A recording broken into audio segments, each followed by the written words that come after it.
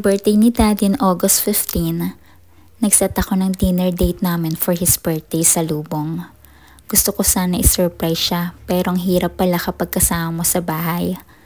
Simula naging OFW si Daddy, ngayon lang kami nag-celebrate ng birthday niya na magkakasama. Kaya gusto ko memorable ang araw ng birthday niya kahit sa simpleng paraan ko lang magawa to. After ko maglagay ng Christmas lights, nagset na din ako ng table para bago siya mag-prepare ng food, naka-ready na ang lahat.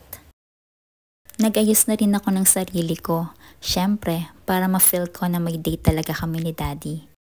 Ang arte, diba? Pero hayaan niyo na miss ko talagang ka-date si Daddy. Habang nag-aayos ako ng sarili, nagpiprepare naman si Daddy ng steak for dinner. Ayun, feeling chef talaga siya. Ang sarap ng amoy, nakakagutom. Salamat Daddy sa pag-unawa sa kaartihan ko. Alam mo naman na minsan lang mangyari sa atin yung mga ganap na ganito dahil nga magkalayo tayo. After niya magluto, nag-plating na rin siya at ilalagay ko na ang wine and cake sa table. Surprise sana to, kasong hilig magbukas ng ref ni Daddy. Haha, 37 years old na siya. Yes, mas matanda ako ng 2 years sa kanya. Hindi naman halata, diba? Charan! Dinner is ready!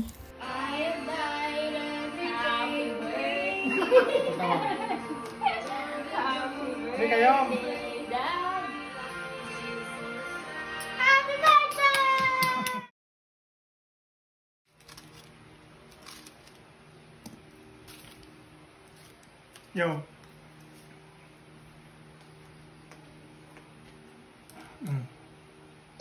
Ooh! Yeah!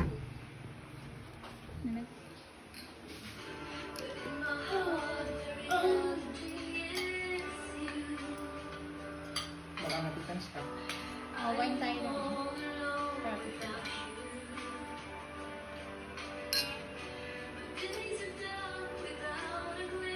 Happy birthday again, Daddy. We are so blessed to have a family-oriented and Superman Daddy. Sana maging healthy ka palagi. May naging kulang man sa buhay mo dahil sa pagkawala ni Mama. Asahan mong lagi lang kami nakasupport at magmamahal sa iyo habang buhay. I'll say whatever you want. Let you walk in my heart if you want to. You can ask anything that's between us. Ain't no man. Dito talaga siya na-surprise sa gold chain necklace. Haha, pasensya na Daddy. Ikaw na bumili ng pendant ha.